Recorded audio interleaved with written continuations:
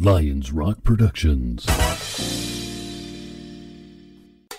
This is Jay Moore. This is Greg Cruz. This is Bryce Vine. This is Dexter from The Offspring. This is Nathan This East. is Sebastian Younger. This is Daryl Amy. This is Stuart Copeland. This is Mick Gillette. This is Andy Summers. This is Dr. Bob Greenberg. This is Gabby Reese. This is Rob Bell. Hey, this is John Leon Guerrero. Hey, and this is Pete A. Turner.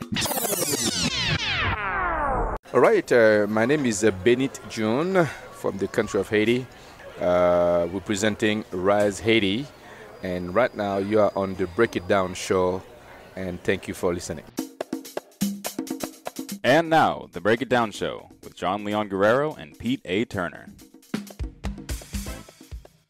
Yes, I love it. I love it. So we have you on for a second time.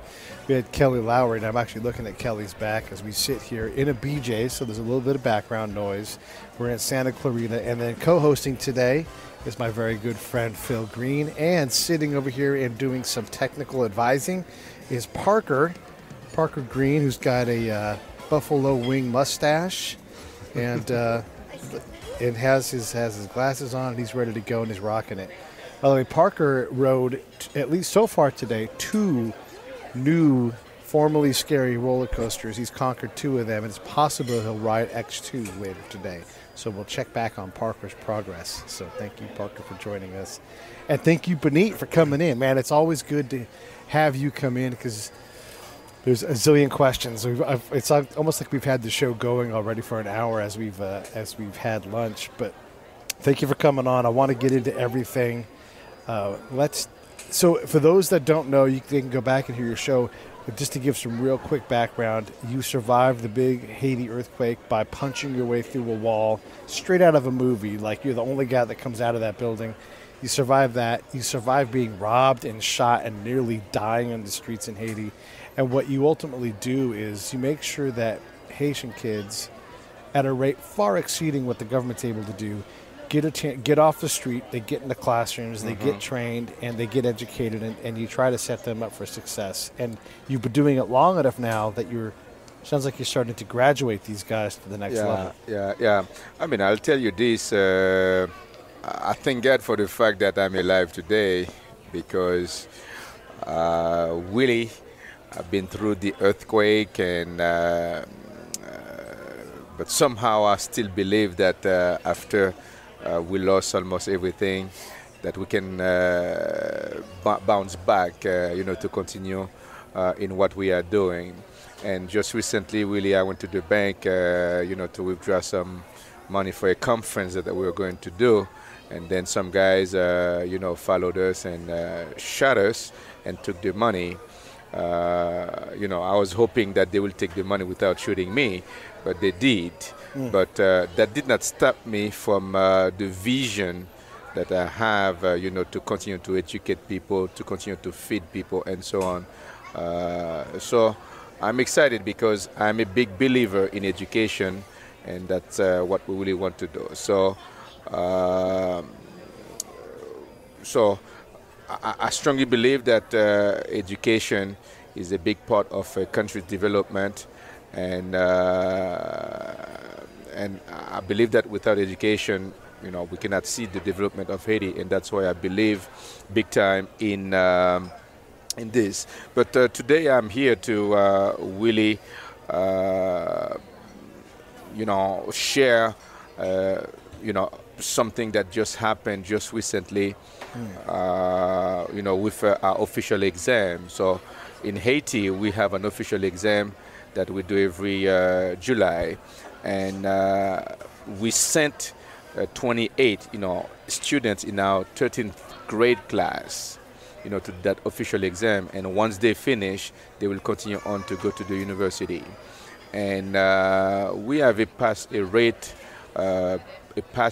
of over 95%. We sent 27 pass, and one did that pass. While the rest of the country, they have a rate of about 34% pass in that official exam. So it's just, to show that we're trying to do something. We believe in quality school, and we're trying our best to do whatever we can to give the best education possible to those children.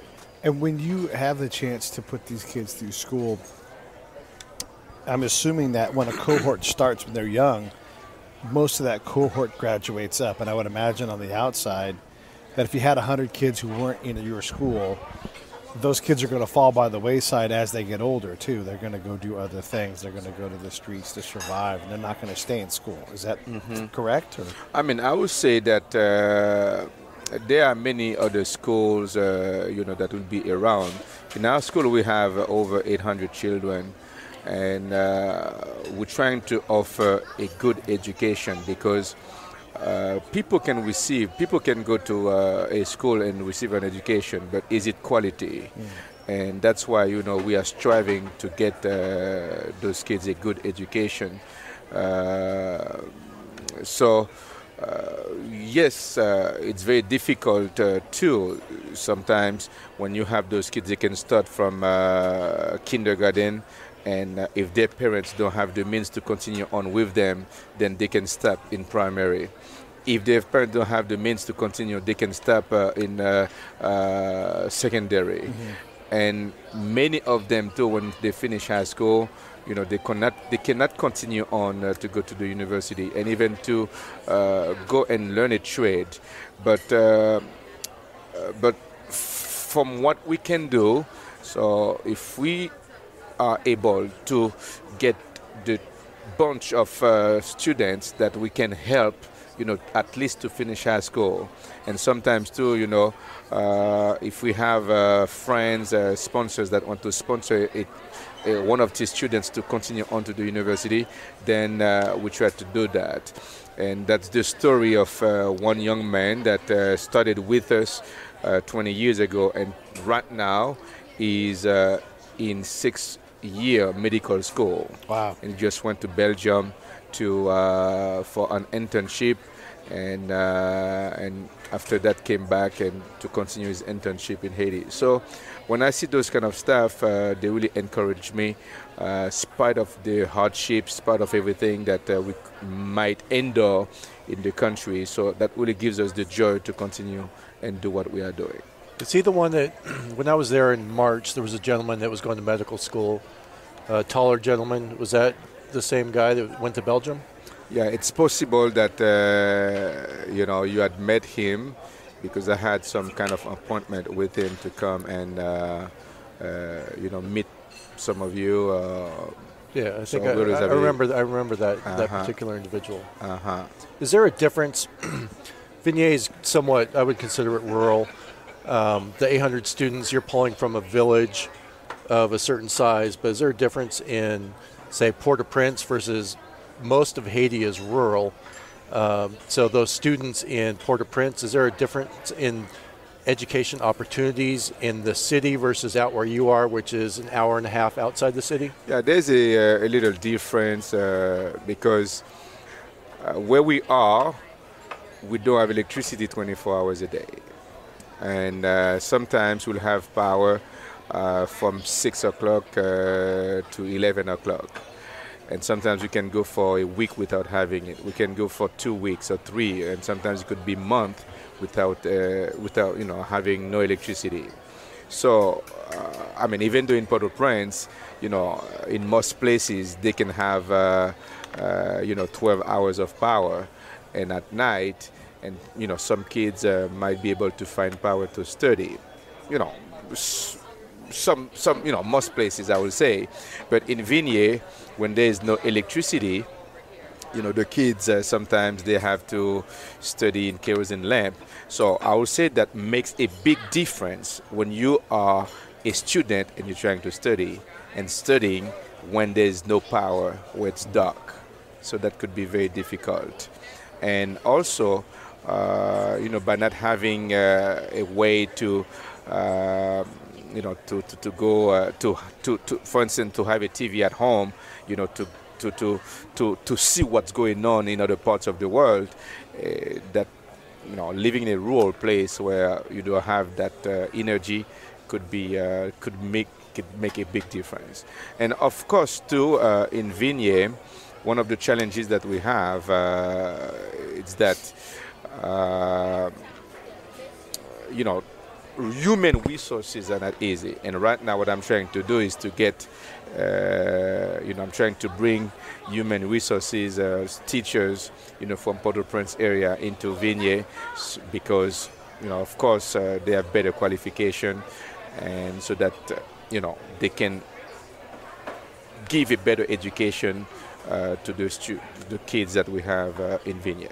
So these teachers, are they typically Haitian or are they from somewhere else? Yeah, they'll be Haitian teachers. And then do Haitian teachers, how far is it to Vigny from Port-au-Prince? It's about 1 hour drive. I mean, it's about 43 kilometers from Port-au-Prince, but if we had highways like here, so I'm sure that it would be much quicker to get from Port-au-Prince. So it takes about an hour. How hard is it to convince a person who's educated to leave Port-au-Prince to go to the country to go teach kids? I mean, that depends. If you're willing to give that person a place to stay and a pretty good salary, they will be willing to go. What's a pretty good salary? Like for instance, you can give a teacher, $200 a month, between $200 and $300. They will be willing to go from Port-au-Prince and stay in the village to teach. What does the average person make who doesn't have the ability to teach? What do they make? If you read the statistics, they will say that they will be receiving about $2 a day. That's what the statistics will say. It's between about $2 a day that they will be receiving. Wow. Mm-hmm. So if I cut you a check for $2,400, I would help you hire a teacher for a whole year. Yes, a check for $2,400 will help me get a good teacher from Port-au-Prince to come and teach in our school. So that's what we are looking forward to do because like I told you, I strongly believe in education. Yeah. And if you've read the statistics, you will see that any country in the whole world that are developed, they have a rate of over 90% of their people knowing how to read and how to write. Mm-hmm. So unfortunately in Haiti we don't have that. Mm-hmm. On top of all the other problems that we have in that country, the lack of education really cause us, to become in that level of poverty that we are in right now. So just based on your school's in a rural location in Vigny, the challenge of power and the ability of a student to study past the sun going down, and you're still able to have 95% of your university-bound or age students pass the national test. Mm-hmm. That's extremely impressive. Yeah. Yeah, yes, we do. And, the heart that we have is that I thank God for the opportunity that I have, to travel, to see other things, to observe things. And the more that I travel, the more that I observe things in other places, it gives me, how can I say that, the passion and the vision, to say, hey, man, I'm not satisfied with what I see. I'm not satisfied with what's happening in the school. So we want to make it better. And that's why, I believe in excellence, because I just know that no one, and those kids cannot succeed, without having a good education. Yeah. So, and that's why, we want to drive for excellence, and we'll do whatever we can, to bring that excellence in that school.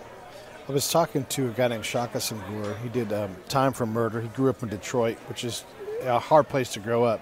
He did a lot of time in prisons, and he talked about how prison was an extension of their community and how everybody he knew had been shot, all of the men, everything. Some of them were dead, some had just been, he'd been shot. And you look at that, and I was talking to him about the ability of those young men to imagine a better future. And he's like, it's impossible. It's unimaginable that something better or different than this exists. And I have to imagine, because I've experienced the same thing in Afghanistan and Iraq, is the young men, they can't afford, even if they had the notion that there was something better, they can't afford it because tomorrow's survival is not guaranteed for them. So in a place like Haiti where survival is a lot harder, where $200 buys you a teacher, it's got to be tough for those kids to believe there's something else. Like the average high school kid in America probably, we always say, can probably name about 11 things they can be. They can be a firefighter, they can be a doctor, a teacher, a police officer, and then pretty quick they run out of things.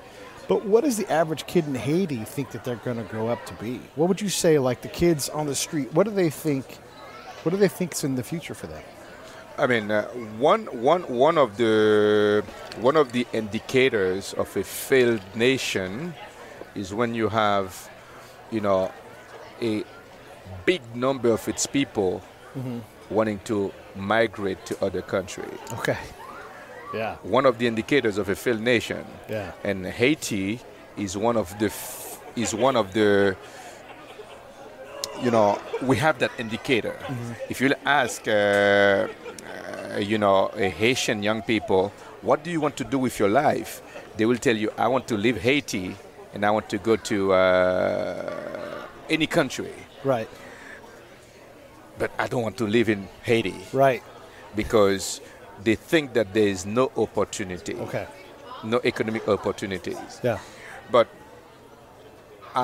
sometimes I will tell them, I can understand that there is no economic opportunities, but when you are educated, you receive a passport. You receive a passport that will get you, if you get to leave Haiti, to go to the United States, or to go to Canada, or to go France, or whatever countries that you go in, but at least you have, I used to tell them that it's the common equalizer. Yeah. It will give you a good start. Sure. So that's why, I really want to encourage, young kids, get that education. And also, if those kids, if they finish high school, and you never know what can come up. If somebody will say, hey, what do you want to do with your life? So that person might say, hey, you want to become an engineer? You want to become a doctor? You want to become something? I'm going to help you get to that level. You want to become an educator? I'm going to help you get that level. So I'm trying to encourage them, to get that into their hands, because education is like a passport that can get you ready to go to anywhere, in a sense. So that's what I always want to share with those young people, even though that in a situation where it's very difficult. So how do you retain the knowledge base, though? So this gentleman that's going to Belgium, how do you prevent him, or how do you get him back to Haiti so that everything he's learning abroad he can then bring back to lift the country, right? Because if historically, from what you've told me in our discussions, it sounds like a lot of those educated people go elsewhere and then they don't come back, and so there's this knowledge drain out of Haiti that doesn't get replenished, because the people that are able to leave, that get that passport that you just spoke of, they don't come back. Unlike you, which went to Canada, and you came back because you wanted to make your country a better place. How do you get those people to come back? Yeah, I would say too that it takes somebody with a passion, like me, even though I don't like to boast about myself, but it takes somebody like me that has a passion to see, a change taking place in Haiti. I shared with my, with that student, and he went to Belgium, and he went to visit Italy and a few countries in Europe, because it was that there is a partnership between his university and that university in Belgium, and they were able to go there and visit and do that internship. But his desire too is not to stay. His desire is to be in Haiti and try to make a difference. So, and the reason why he told me that he wants to make that difference, it's because that, you know, as one of my mentees, he considers me as his mentor. For me to be able to do all that we are doing, and he said that he'd like to, he's inspired by what we are doing, and he said that he would like to do something, you know, be in Haiti and continue to help people as well. So when I talked to him, and he said that I want to build a medical clinic in Vignay, even though if there will be bigger or greater economic opportunities in Port-au-Prince, he'd like to have at least a clinic in Vignay to help to give back to what Vignay and the school have done for him. Or even just down the road in RKE. Yeah. Right, yeah. There's a lot more people there than in Vignay. Yeah. So he's willing to do that. You mentioned the word, you inspired him. You know, and I've been with you in your church, in your school, and it's hard not to be inspired by you. I mean, you don't like to prop yourself up, but you know, just listening to you talk to those children is incredibly inspiring. And I think you hit it on the head in answering my question, was how do you get these kids to come back after they've been educated? You're taking them from when they're kindergarten age, and you're instilling these values in them to respect where you live, respect your country, respect your countrymen. Mm-hmm. And I think it's all, a lot of it's due to you and credit to you for instilling these values in them at such a young age of, you know, have respect for where you live. Mm-hmm. And as they grow older, which, you know, I wasn't there 20 years ago, but I can imagine if that, you know, that type of, hey, be proud that you're Haitian. You know, you're giving these kids that attitude growing up, that even though they go abroad, they're proud to come back and help raise Haiti.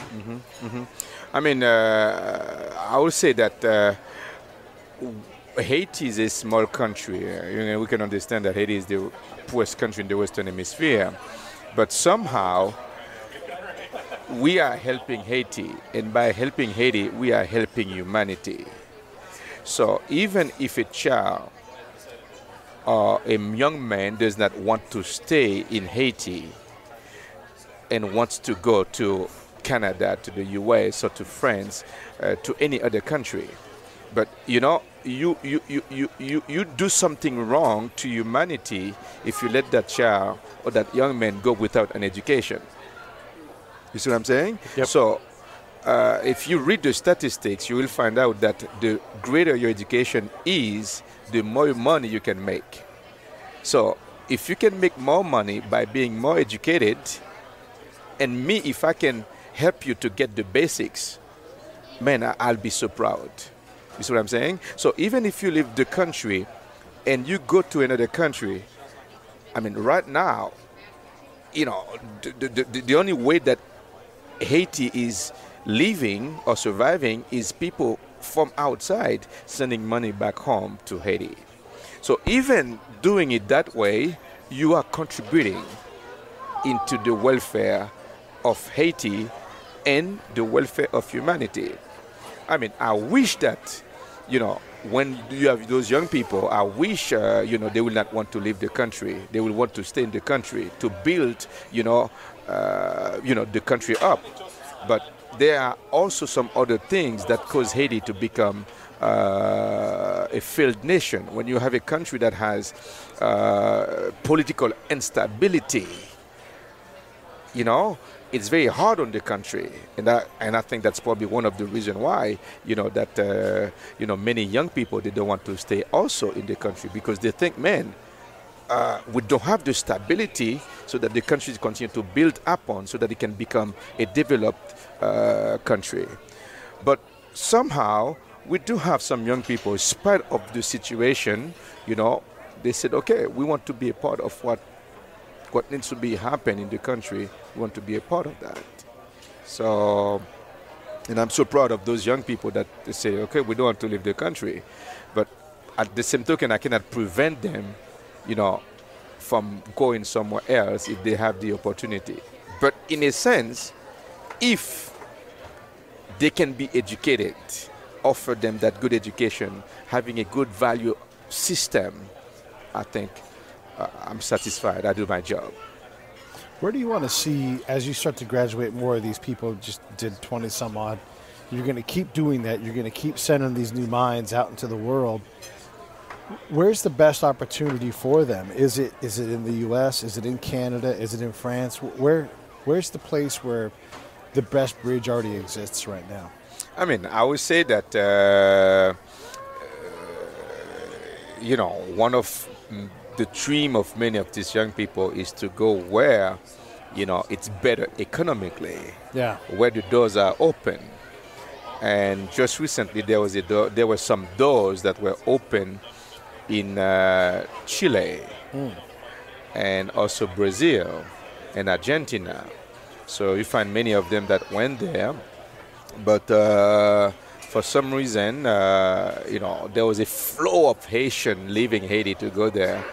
But it seemed that flow has cut off a little bit because what they were expecting that they were going to find in Chile is not what they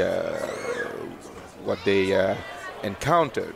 But somehow, if they find opportunities to go, still they want to find opportunities to go to countries like America, like the United States, Canada, France, where the economic situation seems to be better than Haiti. Because it's very difficult when you wake up into a place and sometimes you'd like to work and there's no work and there's no political stability. Sometimes that could be very difficult. And even those people, I'll tell you this, when somebody like me that went to school in Canada and went to school in the and came here and did some school in the U.S. and I went back to Haiti and continued doing some more schooling. If it was not for what I am doing in Haiti, I'll probably be trying to find a place right here in America, to come and stay. But the passion inside of me to educate people, that's what keeps me in Haiti. When I see, over 800 children going to school. Yes. When I see almost 900 people getting fed 5 days a week. When I see 16 children into an orphanage and then also 10 others or 13 others in another orphanage, when I see over 100 people on my payroll trying to give some money to somebody every month, when I see, people's mind, through the word, being transformed. This episode of the Break It Down Show is brought to you by Lions Rock Productions. That's us. We publish, evaluate, and develop podcasts just like this one, consult others to build their own, and create associated content and content marketing strategies. So if you're launching or expanding your social media presence, your business or your personal brand, or if you just want to take your media presence to the next level, reach out to us on Twitter at Pete A. Turner or at JohnLG69 at the Break It Down Show. There's 1,000 ways to get a hold of us. Now enjoy the show. Somebody every month. When I see, people's mind, through the word, being transformed. When I see through a church leaders are being transformed, that's what brings joy into my heart. That's what brings joy into my heart. So it's like if you take everybody out of the country, it will be a mess. Mm-hmm. It's a mess already without. Right. So if you take everybody that can make a difference, it will be a more mess. So that's why, I'll tell you this, the heart that I have, the cry for liberty, for freedom that I have inside of me, the value that I'd love to see people trying to get, that's the passion that keeps me to stay in my country. And I don't think there's, I can come to America and try to have a better life, but, Don't take me wrong. America is a very beautiful country. Yeah. But the thing that brings joy into my heart is that if I had stayed here in America, I'll be a blessing for my little self. my little family and maybe a few friends. But when I see the number of people being impacted, that's what keeps me in my country.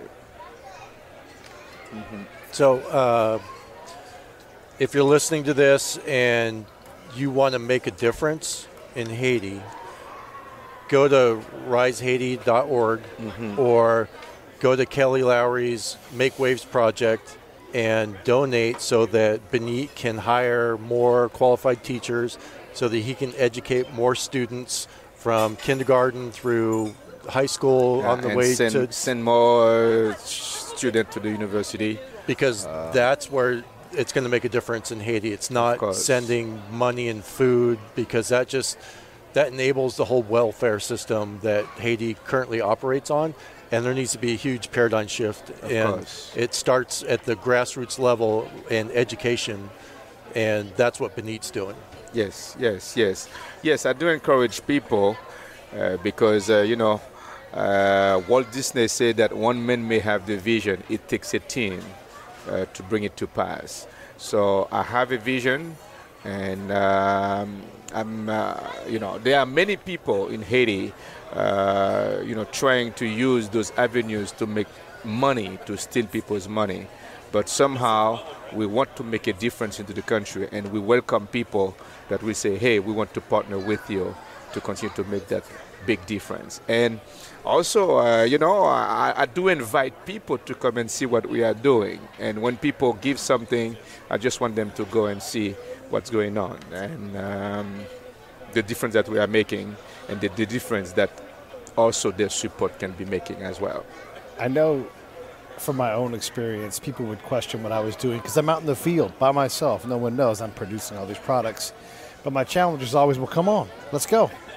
Grab your rucksack, come out here, be with me every day and see how hard I work, and let me know if I'm fooling around. And so I have a sense when I see other people doing the same thing. We were talking earlier, and I was like, I know you work hard every day. You're like, oh, my God. When I come here and Kelly's got you running all over the place, you're like, I could use a little bit of a break, because I get that. You are working hard to run this whole organization. So, yes, you need resources, but also, what are the things that you're trying to find now? Like, you've got these kids graduating. How's the path to get into college? Do you need bridges to colleges? Do you need scholarships? What are you looking for to take these kids and invest in them and their post-secondary life, their collegiate life? Talk to us about that. I'll tell you this. That young man that I talk about going to the university? Yeah. It takes about $3,000 for his school year. Wow. That's not much. That's not much. So that means for the 4 or 5 years that I was in a school in San Francisco. Yeah. And $3,000 would get you a closet you can live in for 2 weeks. No, I mean that's a private school. It was that was about $48,000 a year. Hell yeah. For high school. So I'm not against that, and I think that's good if people can afford that and they want a good education for their children. That's great. That's great, and I'm for that. And I was joking about just give me 2 students, and I can pay my whole school budget, my whole school year budget. Yeah. And if you have a student like him, that will go for 6 years, with $3,000, it's about $18,000, for the 6 years of university in Haiti. So, I mean, of course, there are some other expenses, if they have to stay in a home to eat, but that's just the tuition and books and so on. So that's it. So if somebody really would like to make a difference and say, I want to invest into a child, depends on what the child, the student will want. If they want to go into education, that will be maybe $1,500 to $2,000 for that. If you want to say, hey, I'm going to sponsor a child for 4 years, that's about $8,000 that you can make a difference into somebody's life or less. Yeah. So, wow. Yeah, we're always looking for ways to help, right? Where everybody's trying to figure things out, and it's easy to distracted by your own kid's success. You know, like I've got a kid. I'm talking to the audience. Like you've got a kid. You're gonna put them through school. And once, you know, but you're putting kids through school for $2,000 a year, $3,000. That's the university. Yeah, that's going to the university. Incredible. That's incredible. So, I mean, you're talking about, you know, a gym membership, a fancy gym membership, but a gym membership. You know, like you can actually give someone a college education and work out in your dang backyard. You know, that's. I'm shocked that it's so inexpensive. Yeah. I mean, I'll tell you this. I have because the kind of person I am, I don't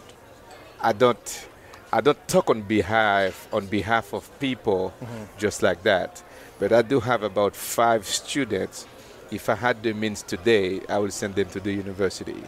Because, you know, I love when people are working hard. I love when students are working hard, studying hard, because I don't want a sponsor to tell me how is my student doing, and then I cannot give them an answer. Yeah. And also I care for people's money too. When somebody works for 1 hour, you know, $20 an hour or $15 an hour, if they send me $30, you know, it's them working for 2 hours to send that $30, and I don't play with that. Yeah. You see what I'm saying? So when you receive money to go to school, you got to go to school. If not, I'm not going to talk on behalf of anybody. That's the kind of person I am, and we want people to study. And so I'll say right now, if somebody will say, "Hey, I want to sponsor, you know, some of your kids," I'll say go for it, because I know it will be a good thing. Yeah. Wow.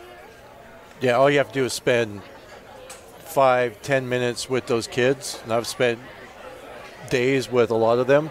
And they changed my life, and I think the challenge is how do you communicate that passion that these kids have, and you know their willingness to learn and just their outlook on life. If we could spread that to people that had pocketbooks, they would easily sponsor those kids because they're amazing kids. I think the challenge is they're not like kids in this country that take a lot of things for granted. They are thankful for everything that they have, and it was life-changing for me to be around kids that had that attitude. I mean, I would say it's so true.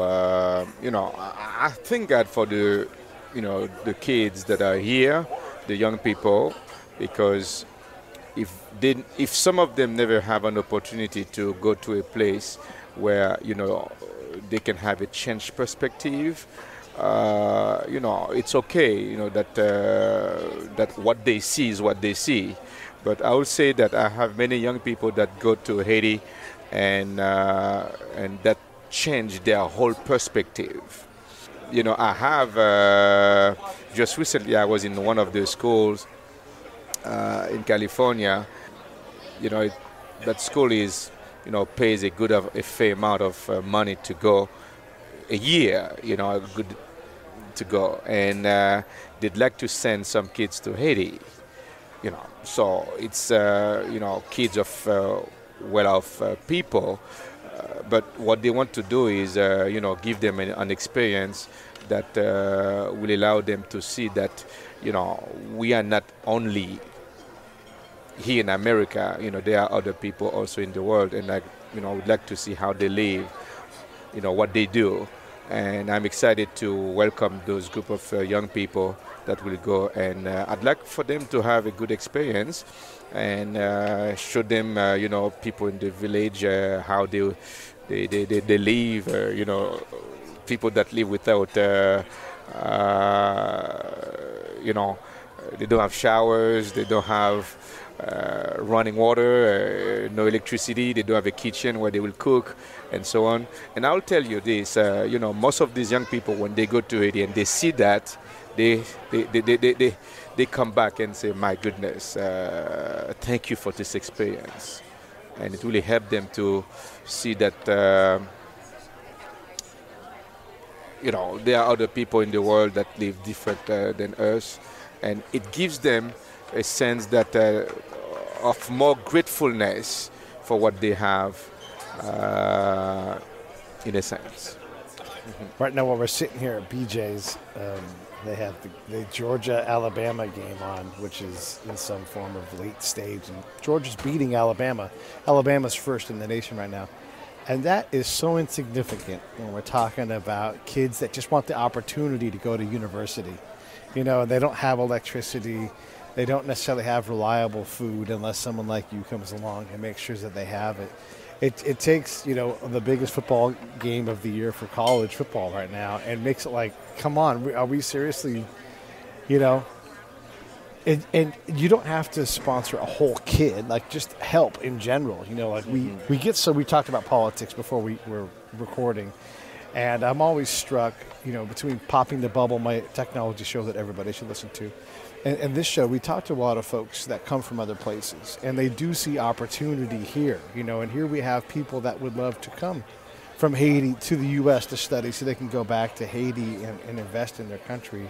And it just strikes me as incredible that we do have so much here. I mean, we're in a place of abundance right now with BJ's, and this place would probably blow your kids' minds when they came in here and saw all this food and wealth, and you know, everybody. 12 TVs on the wall. Yeah, TVs everywhere. Yeah. Everybody's had a shower. There's electricity forever. There's wireless running around this place. You know, so it's just that's one of the things I love about bringing folks on, and it's like why people need to come see you in Haiti is just to understand, what you think you're doing a lot, but gosh, there's so much more we could do. There's so many kids that just said, if someone gave me a chance, look out, watch me, you know, and I want to invest in a kid like that, a kid that's ready to say, watch me, you know? Yeah. So I dig what you're doing, man. I really appreciate it. You're making the world a better place, and well, you know, it means a lot. Thank you for coming here. You're welcome, and thank you for inviting me to come on this show. And I just pray that our listeners, you know, they will be thinking and praying for Haiti, and also thinking about, man, what can I do, you know, to continue helping what this man is doing in Haiti, so that we can continue to make a difference, you know, in the lives of those children and those many young people. Yeah. So I just want to welcome anyone that would love to partner with us, and I think it'd be a great blessing, so that we can continue to make a difference. Apart from money, what else can you use on a day-to-day basis, or what kind of strategic things can people provide? Are there relationships, or what do you need? Apart, like, let's say I'm already going to give you money, but I'd like to do something else. I know people in the UC California school system, whatever it's going to be. What do you need help with to make your organization a little bit stronger? I mean, would love to have teams of workers that will go. Like, for instance, right now we are in the process of building an orphanage, because our goal is to bring about 40 to 50 children into one place, you know, to continue to educate them, feed them. So the orphanage is under construction. So we can have people that will say, hey, man, we want to go and, you know, and help out with that. So we can use people for that. So hang on, the orphanage that he's talking about, it's the embodiment of Benite. So the orphanage was basically decimated and was turned into rubble in the earthquake, and over the past 8 years, right, it's now rebuilt. So it's a 3-story building, and it's turning into, you know, what most people have given up on, like, oh, apparently somebody didn't want me to build this orphanage. Benite said, no, I'm going to build it bigger and better. Yeah, I mean, the building that you saw, it was a 3-story building, but during the earthquake, it came down, it collapsed. So what we did with an engineer, we went and we reinforced that building. But somehow, that was a school building, but now we had bought another piece of land. That's where we, you know, when you saw that big building when you went, so that was the school that we've built in another compound. but that old school building that collapsed, so we reinforce it, and that's the one that we're trying to fix, continue to make it nice, so that we can welcome about 40 to 50 kids in that place. And then to give an idea of people don't waste things in Haiti, the rubble from that building that toppled in the earthquake was transported to build an elementary school. Kindergarten school. Yeah, we built a kindergarten school because all the blocks, and somebody told me, just use a bulldozer and bulldoze the building. I said, no, I don't waste things. And so if we had bulldozed it, we'll bulldoze all the iron, all the blocks, and so on. So what I did, I just took all the blocks and I used to build the kindergarten school. So that's why we have a couple compounds, and so I don't waste things. So right now, that's what we're trying to do, build, reinforce that old school building, and that's where we're going to put the orphanage.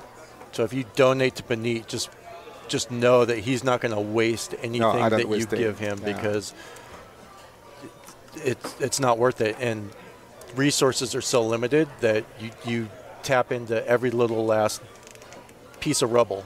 Yeah. So whatever you manage will grow. And I have some philosophy that I live my life by. I used to say that I'm not going to mess up 1 million for 1,000, which means if you give me 1,000, I'm going to make sure that that 1,000 is done, whatever needs to be done, because I know that if I manage well the 1,000, the million will come afterwards. So that's my philosophy. I like it. You can apply it to students as well, right? Oh, for sure. So you focus on educating one student, that one student then turns into 800. Effect. Yes, and that's the thing. What about technology? Are you guys teaching kids how to code, that kind of thing there yet at all? Is that a thing? I mean, it's not big down there, but somehow we have at the school a computer class. Okay. And one thing that I really would like to bring over there is internet. Internet, it's not very easy, and it's very expensive, to have that. So I remember I was talking with a friend with a professor at the university when I went to the university in Haiti. He was telling me that what he will pay in the U.S., like about $250 for internet service, it will be in Haiti about $2,000. Wow. So to have reliable internet, it's very difficult. So, but this is something that I really would like to bring into the school. But in the meantime, right now, we only have, some computer class. And by the way, if somebody will have, will want to donate, maybe second-hand computers, that is very good. I'd love to take that because we are in need of that. Let's just say this right now. If you have an old computer that you could give up, get a hold of me at P. Turner on Twitter, Facebook. You guys know how to get a hold of me. And I will gladly set up a package for you guys to get back over there. I'm sure that there are people out there that have got computers sitting around in their garage that are just like, yeah, take it. Let me clean this porn off of it first. But then, take it. So, for sure. So preferably laptops, though. So laptops. The challenge again is electricity. Power. So I'm partners with HP, and HP donated a bunch of tablets to a language lab for Benite School because they don't require power. They can charge up and then last throughout the day. And so when there's not power at the school, these tablets can actually work.